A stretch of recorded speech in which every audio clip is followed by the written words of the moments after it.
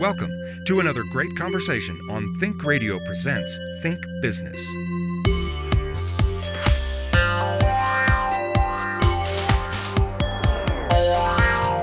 Think Business is made possible by funding from the ICE Lab at Western, supporting innovative business in the rural Southwest. Become a Think Radio Presents partner at patreon.com, and you'll also get access to premium content you won't find anywhere else. Join us today. My guest today is former Colorado State Legislator Kathleen Curry. She's also a serial entrepreneur, currently the owner of the Antique Ranch in Gunnison, Colorado. In fact, our conversation takes place in her shop, among the antiques and Western memorabilia she's assembled. Curry is also the former general manager of the Upper Gunnison River Water Conservancy District, and presently serves as vice president of its board of directors. As if that weren't enough, she also works alongside her husband, Greg Peterson, helping to manage the family ranch. In short, if Curry's life were the basis of a Hollywood Western, she'd be the strong female lead, standing up to rustlers, corrupt politicians, and shady characters trying to steal the town's water. These days, she's also turned her attention to ending the practice of gerrymandering, a topic we'll explore shortly. Stick around. It's a great conversation I know you'll enjoy. Kathleen, thanks for joining me. It's my pleasure. Or actually letting us join you. It's such a pleasure to be in your shop right now, looking at all of the things that you've collected over the years, the wonderful memorabilia and antiques. I love it. Thank you. Thanks for making that available to us. I really am interested in this conversation to know how you came to be the person that you are. I mean, let's start there, because you're involved in so many things. You've done so many things. I mean, any one of your careers could occupy a whole lifetime, right? But I'd love to know where you started. What's your origin story? Where do you come from? Well, I feel like it's been a lot of years now. And I ended up moving all over the country as a kid. I was born in Denver. My dad was a high school teacher. He taught Spanish. And my mom and dad met in Mexico City. And they went to DU and stayed in Denver and had me. And then my dad went to work for Texaco and got transferred every 2 years. Oh, boy. Growing up. Yeah. Oil business. Yep. Everybody always asked me if I'm military. Yeah. But no, it was oil. That's the other But one. it was good because I found out people are really nice everywhere and you can make a life everywhere. Yeah. And it kind of forced all of us to be outgoing and to adjust to new surroundings. And the minute I got control of my own life, though, after college, I moved to Colorado because I came here in the summers when I was at school and wanted to live out here. What was it particularly about Colorado, of all the places you'd been? Oh, gosh.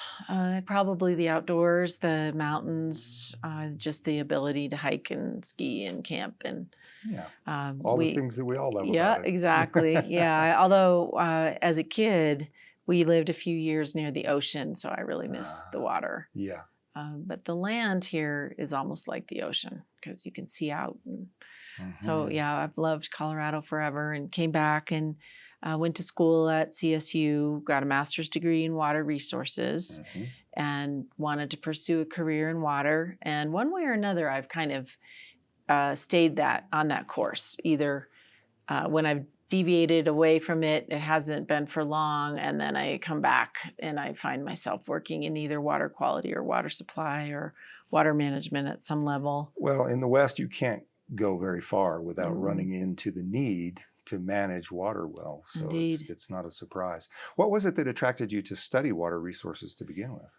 Oh, gosh. I have a funny story in answer to that question. My folks raised me as a Unitarian, and I can remember in 4th grade, and I don't remember that much, but I remember at church, we went outside during Sunday school to clean the garbage out of a stream. And we picked up the trash and the tires, and we were just little kids. And I knew that day that I would work the rest of my life in water. And I Really? started out on the water quality side, Yeah. probably in response to that. Because at that time, before the Clean Water Act passed in the 70s, Sure. there were plenty of water quality problems across our nation, and things That's are an better now. I mean, I remember at the ocean on the beach for Long Island Sound that there were syringes on the beaches, and when we were in high school, we had to walk carefully even then because the sewage would just come in, and now it's much better. But I knew then that I wanted to work in the water business. Did you go home and announce that to your parents? I might have, but I doubt if it made much of an impact. Yeah, but that's impressive. 4th grade, because a lot of people decide to do things in 4th grade. Oh, is that right? And then, around 6th grade, they change decide their something minds. else. And then a couple of years later, it's something else. But you went all the way, got the master's degree. Yeah. Came to Colorado to get the degree because this is really CSU has the best water program in the country. Yeah. So it was either that or Arizona, and I preferred the Colorado program. Yeah. Was there something about being at the headwaters that made an impact there too? It was the agricultural piece because my undergraduate degree is in agricultural management and resource and ag management. And I wanted to keep working in the agricultural arena. And so I wanted to study water and how water was used on ranches and farms. Okay, so what 4th grade experience was it that made you interested in agriculture? That I don't know because we grew up total classic suburban family.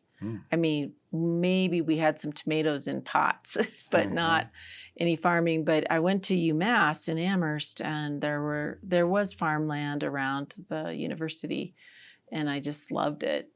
Wanted to not necessarily farm, but Colorado, we farm on the Eastern Plains and ranch on the West Slope. And so it was more of a ranching orientation over here. But I just fell in love with agriculture, I think, when I was in college. Yeah. Well, anybody who's been on a farm much kind of has that same experience. I shouldn't say anybody. There are some who are like, ooh, mud. Yeah. The smells. Yeah. But no, it's kind of a captivating experience, really. How'd you land here in Central Colorado? I was living on the Front Range working for the state of Colorado in the in-stream flow program, which for folks who aren't familiar with that, that's a program that the state runs that keeps water in the streams and for environmental and recreation purposes. And I was working in that department, and I heard about a job opening in Gunnison. Didn't know that much about the temperature in Gunnison, the climate no, we here. Hide that. Yeah, we hide that for a reason. So I heard about this position. The fellow that I worked under at CSU when I was working on my graduate degree sent me an email and said, "Hey, you might want to apply." And it was the management position for the Conservancy district here, and there had only been one other woman who'd ever been a manager of a Conservancy district in our state. Anywhere in Colorado? In our whole history. And we've had Conservancy districts since the 30s. So I thought it was a long shot. Actually, this was in 97. And I applied and I thought, first of all, I'm not an engineer. Secondly, I'm female and I don't actually own water. I was living in Castle Rock at the time. Yeah. And I got the job. I remember interviewing with Dick Bratton here and it was 40 below when I came for the interview and my vehicle wouldn't start. So I was late for the job interview because of that. But they still and you didn't immediately withdraw the application.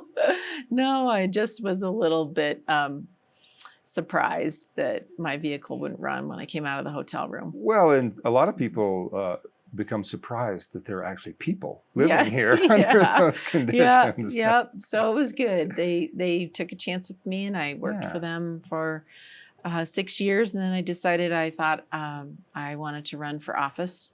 Went to the Capitol on a tour and stood in the rotunda and said, I want to serve here. Yeah. And decided to run for the House. I really thought that what I would do is bring water experience to Denver and work on behalf of the Western Slope. I thought that would be my focus. and got elected and found out right away that you don't get to work on your pet issue, that you have to. Yeah. There are several others competing for your time. Exactly. And I was a freshman and appointed chair of the Ag Committee. So I worked on a lot of water bills. I did get to do a lot of good work, but you quickly find out you have to come up to speed on education, transportation, healthcare, all the other issues that the General Assembly wrestles with. And I served for 6 years for 3 terms there. My last year, I decided to go independent. I left the party. I was a Democrat. I'd been a lifelong Democrat, and had a run-in. I decided I just couldn't fit in the within the constraints of the party system at that time, and left the party my last year and served as an independent. That was a whole an interesting experience. I imagine so. There was quite a transition you had to make. Even it's one thing to run as an independent after having been in the party, but while you're serving office, to make that change. Yeah, it was quite. What was the most challenging thing about that? I think I didn't really anticipate how angry the Democrats would be with me. I kept saying to anyone who would listen, or anybody who asked me, that I hadn't changed, that my votes hadn't changed. I've always voted my district, always voted my conscience. That, I would still be voting the way I had been, which I thought they were okay with, but I never anticipated the local fury. There was just people to this day are still angry with me. I'm not exaggerating. I don't go very long without someone saying, Kathleen, I used to be happy with you, but I'm not now. Because you left the party. Even though I didn't, as a person, change, but I really actually didn't see that coming. But then after a little bit of time, I realized that everybody's so busy down there, and the focus shifts to the bills. I mean, we really do. Your workload is so intense that you're focusing on the legislation at hand, which is what it should be. And then pretty soon that other stuff started to take a back seat. But that I'd say the hardest part was the utter anger and hatred I've experienced from people. Well, it won't come as a surprise to anyone to use the word polarized to describe American politics, right? Indeed. I mean, we've come to this place where there's no other way to describe it. And so I guess it's not surprising that some would see that as a threat. And yet Colorado's a state with a sizable number of registered independents, right? Indeed. We're the largest. Did you find some group. support as well? I did. It's the largest voting bloc. Right now we're at 39% of the electorate. So higher than either the Republicans or the Democrats. And I do want to just make note of the reason that I left, because there's so much confusion out there regarding that. I was under pressure to not run a particular bill that was good for this area, because one of the entities that puts a lot of money into Democrat Party campaigns. So they write a lot of checks. They did not want me to run that bill. And I wasn't about to take orders from whoever was writing the checks for the campaigns. I wanted to run it. It would have helped keep our healthcare costs down and our premiums keep skyrocketing in Western Colorado. And this was a bill that would have perhaps kept those at a less of an increase, shall we say. And I was told I couldn't run the bill by my leadership because the people who fund Democrats didn't like it. And so I couldn't fit in anymore. Yeah. That's not why I ran for office. I ran for office to represent you and the people here, and not whoever is paying for the races. Yeah. Well, did you really know? Did you calculate fairly well when you made that decision what it was going to cost? Me personally? Yeah. No. I mean, did you know, or did it come as a big surprise? It was a classic Kathleen Curry decided that I would just take whatever came. Yeah. That I couldn't function in that environment any longer, and that I would just have to deal with whatever came down the road. Would you do it again? Yep, I would. I will not try to serve people with somebody else telling me that I have to put your needs behind the needs of whoever's writing checks. Yeah, but okay, let's be honest. Isn't that the way the system works now these days? Yeah, and that's more probably than why. And I say these days, maybe it's never been any different. It really is, and that's why I'm standing on the outside of it and wondering how I'm going to do good work for people in this region, given that I've rejected that model, because that is the model. And for 10 years, I've been independent now. I went independent in 2009. It's now 2019. And I can see that this is a two-party system. And I'm really struggling philosophically with where I fit now. Well, okay, it's a two-party system, but 39% of the electorate identifies as independent. Do you see pressures, changing this equation? I am confused about why people are unaffiliated. I think they decide not to register with a party for a variety of personal reasons that I can't pretend to know all of those reasons. I think it's a very individual decision. But they do tend to look for identifying factors. So their comfort level when you're actually voting is usually they're voting one way or another. They're leaning one way or another. And I used to think that if we provided alternatives that they wouldn't, quote, lean. But we have provided at times viable alternatives, myself included, and they did not.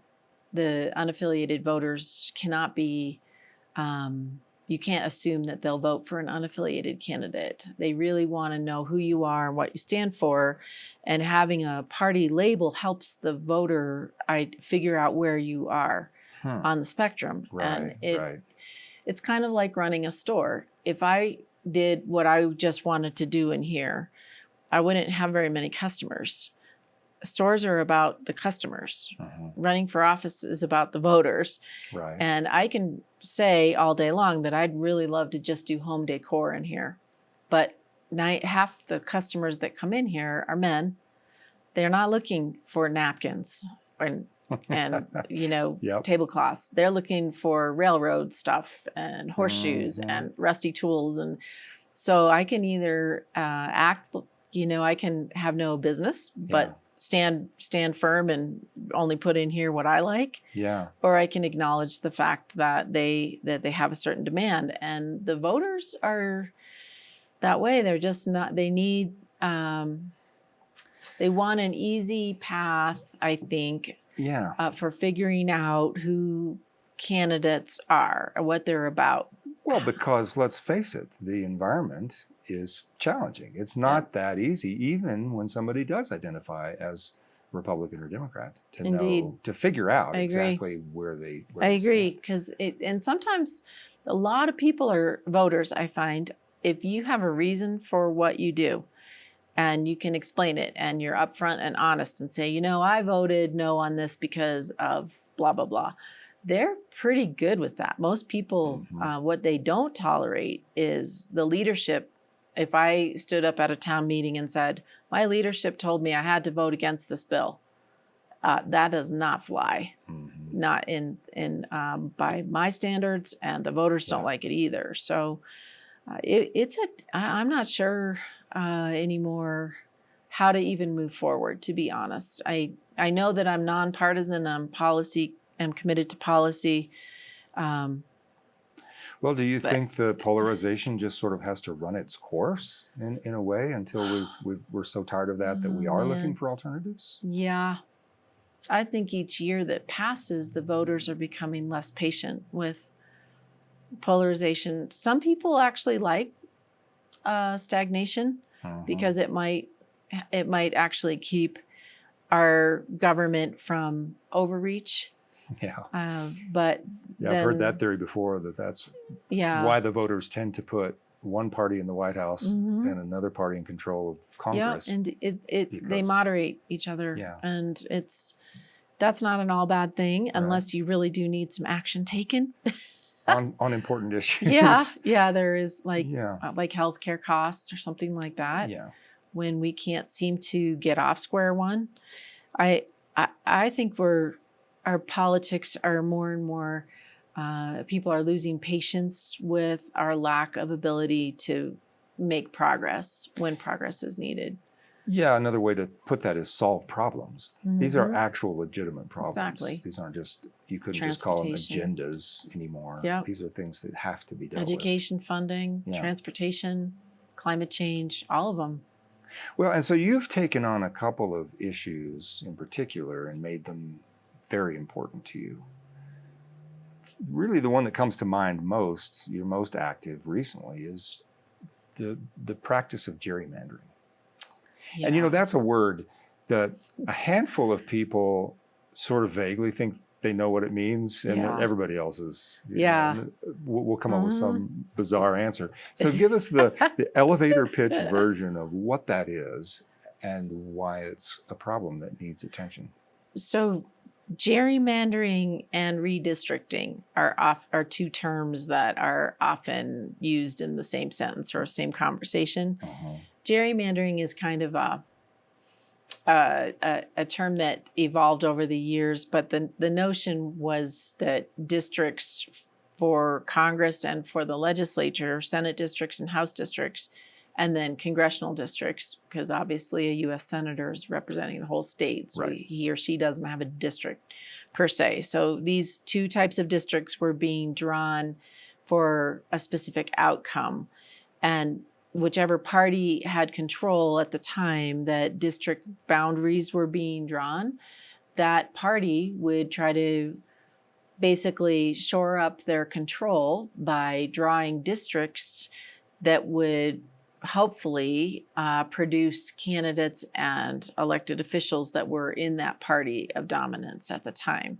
So gerrymandering came about because there were districts that were drawn in the 1800s that looked like salamanders and had little extensions, and so the term was coined. But right now, I think it's I think it's better to just call it redistricting. We have a redistricting process every 10 years. Well, and because these districts are based upon population trends, so that as demographics shift, then the idea is, well, it's appropriate to redraw the boundaries. Oh, it's actually it's required. But how you redraw them, you can draw it so that you're including parts of the city, for instance, that vote with you.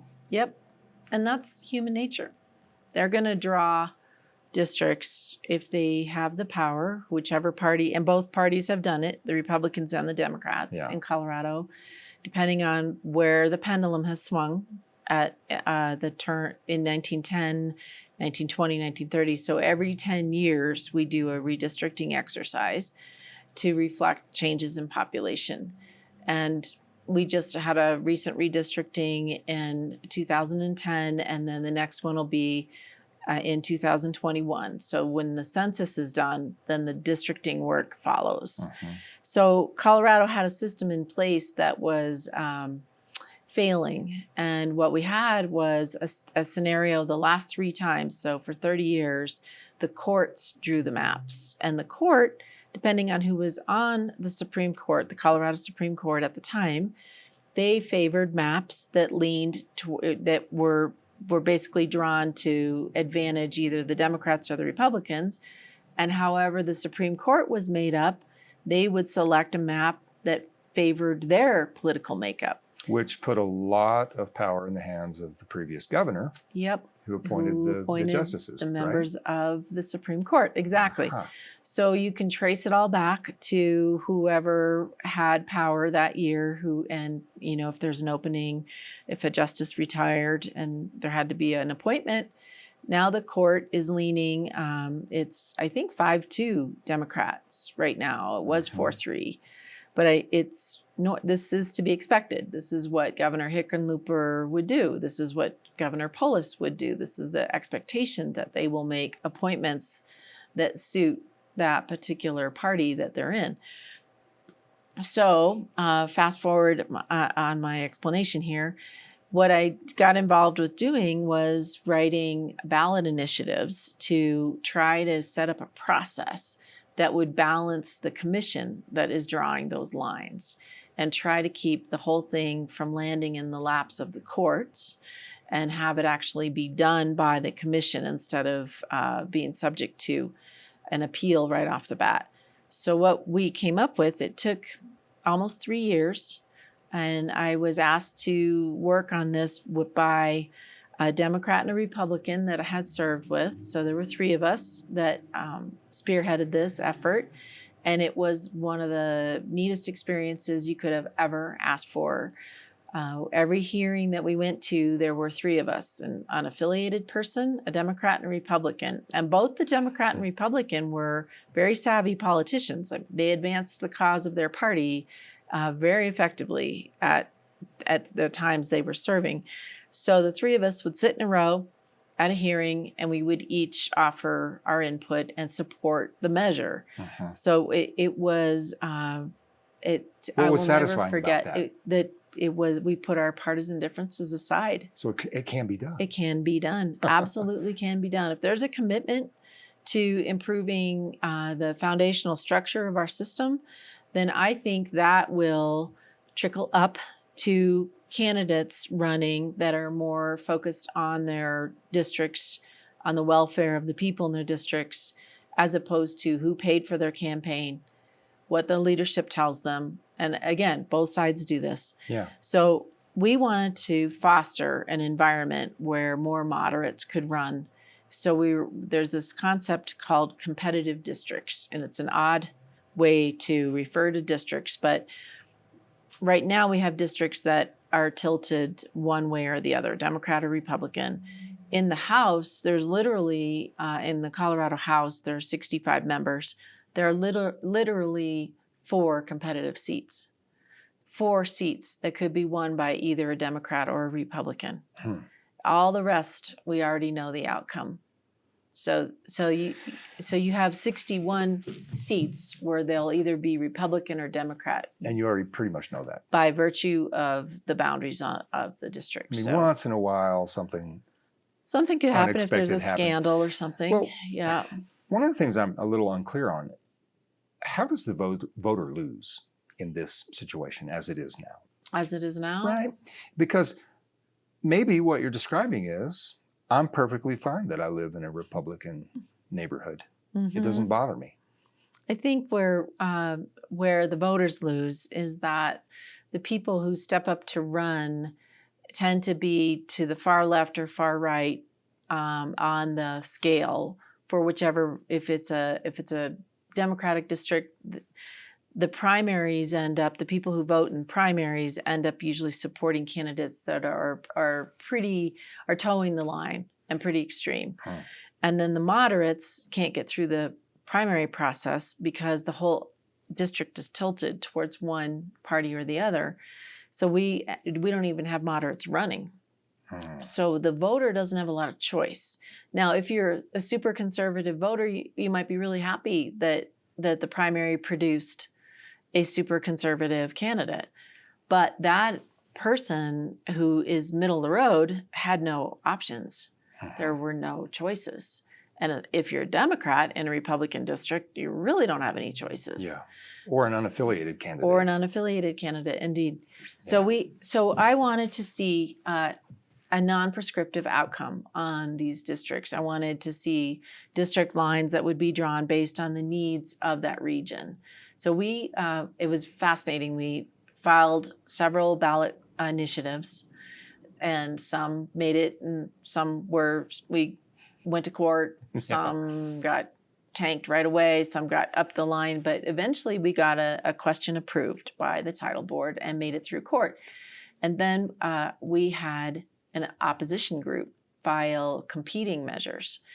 And instead of having the voter look at a ballot with two types of measures and on gerrymandering or redistricting, and then the voter sits there and says, which is what? Each one of these is 15 pages long. I don't know which one I want. I'm just going to vote no.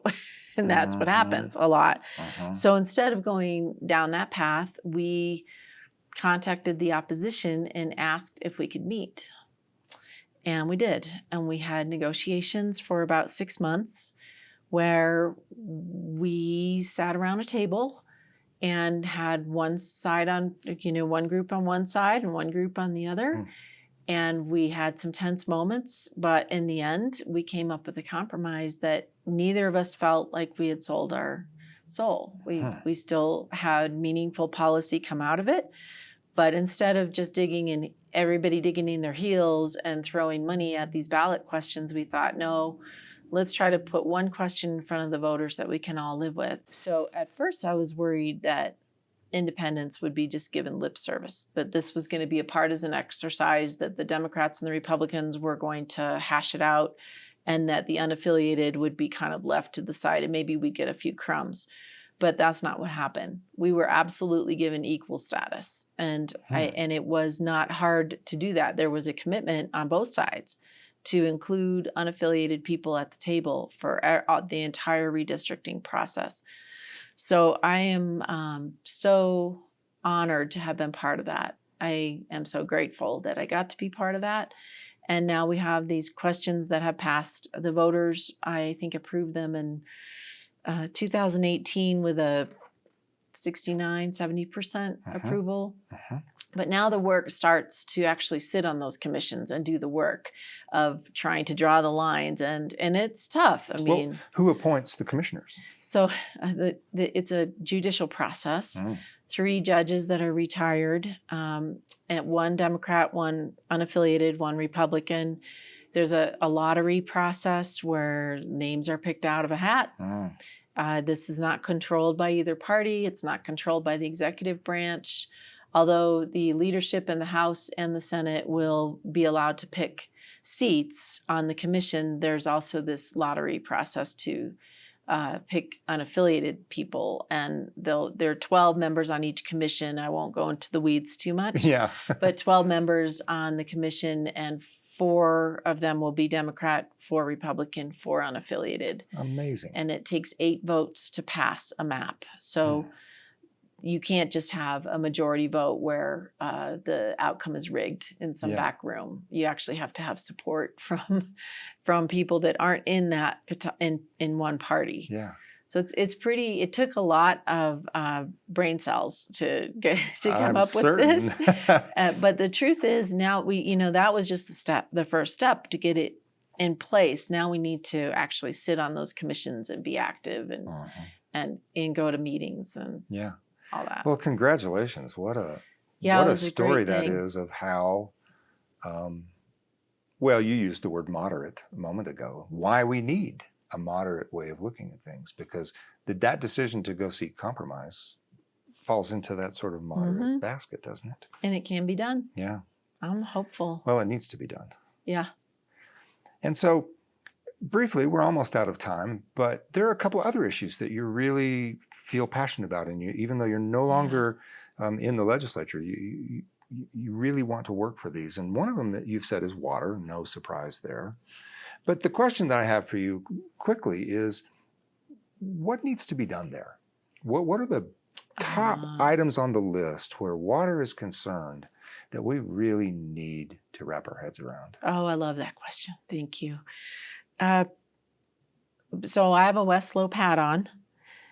So I'm going to answer the question from a West Slope perspective, although it has statewide relevance. I believe the number one issue is the persistent shortage that we see in the Colorado River. And even though we are on a tributary in the Gunnison Basin to the Colorado River, we are part of the Colorado River Basin system in Colorado on the Western Slope. And they're dropping storage levels in Lake Powell, and that is going to have an effect on Colorado's ability to meet our compact requirements, which is, in essence, a delivery requirement to lower basin states, i.e. California, Nevada, and Arizona. So we have an obligation, a legal obligation, to deliver a certain amount of water as Lake Powell continues to drop, as if we experience dry years like last year. This year is a good year, but last year was not. Very bad, in We have dangerously low levels in Lake Powell, and that will lead ultimately to a compact scenario where we have to come up with water and deliver water. And come up with water means turn off uses somewhere, right? Means, and that's something that average citizen doesn't quite understand. It means drying up agriculture is what that means. Because 85% of the water used in the state is used first, at least, by to ag grow users. food. Yep. So what we have is pressure on Western Slope agricultural water users to be kind of the first entity to have to turn off water to meet any kind of downstream requirement. So the state is engaged in a very intense planning process to try to A, avoid the train wreck in the first place, and B, figure out a way to share the obligation. The difficulty, the reason I put this at the top of my list, is that the Front Range, because of several tunnels through the divide, takes out a significant amount of water from the Colorado system, which it doesn't return because it's being used over on the other side of the divide, and then the return flows go into the South Platte, not the Colorado. Right. So their diversions are significant enough that this scenario with Lake Powell has them really nervous. They, just to give you an example, Denver Water's system is 50% reliant on Colorado River water. So the Front Range growth machine is based on Colorado River water, not on South Platte water. Yeah. So if we can't divert, if they can't divert as much as they would like to, it's going to impact their potential to grow. And they don't like that idea. So there's obviously lots of peeking over the divide and saying, is it more important to have another subdivision in Douglas County, or is it more important to have flood irrigation in the Gunnison Basin? Yeah, that's become more difficult now. We've got a statewide water plan that raised the bar on those diversions. But sort of the elephant in the room is that this situation in the lower basin at Powell and on and beyond is not going to go away, right? You're right. I mean, this is not something we can say, oh, just hang on a couple of years, it'll improve. You're so right. The long-term trend, sooner or later, Powell is going to drop to the point where they do look to the upper basin. And the other fact that you could throw in there is that we do not have the numbers in Congress. We don't have the population in the upper states. We don't have the congressional representation to really carry the day. If California has over 40 members in Congress and we have 7, who do you think wins the battle at the federal level? Right. And the feds are taking notice now, Oh, right? yeah. This eventually becomes a federal issue. Yeah. There is a compact, and the notion is to not have it land in the lap of the Department of Interior or in Congress's lap. But who really comes out ahead in that conversation? Is it going to be a small rural state, or is it going to be Nevada, Arizona, and California? So we have to manage the resource to try to protect the interests of our region, and that means working with a downstream threat and on the other side of the divide threat. So it's not so much a new tunnel. It's not a new diversion. It's about the fact that the Front Range has become so dependent on Colorado River water that we simply have to take that into account and try to find a system or a put in place a structure that will protect our interests. Well, we could talk another 5 hours about that, I'm sure. Let's leave it with this, though. That's a very complex scenario you just laid out there. I mean, there's nothing simple at all about water. What would you say to the average person? What does the average person need to know? What do they need to do on this subject? What do they need to be prepared for themselves in their daily lives as they just go about their business? Well, I think being as educated as you can be about where the water comes from and what it's being used for, as opposed to just taking it for granted, might be an observation that I would make. And just like you said, it's very complicated. You can take this to higher levels and become more knowledgeable by studying it. But I think the first thing is to at least understand that we're getting water from snowpack, that we shouldn't waste it, that the way we use water in this area is not necessarily wasteful on the agricultural side. All that water goes into the water table and then returns to the stream later, and the downstream user uses it. So if you took a drive right now past the ranch that I live on and work on, you would see a lot of water on the meadows, but that is going to percolate into the groundwater and then return to the stream in August when there isn't any runoff from the mountains. So I think just having a basic understanding of the hydrologic cycle here would be a good first start. Yeah.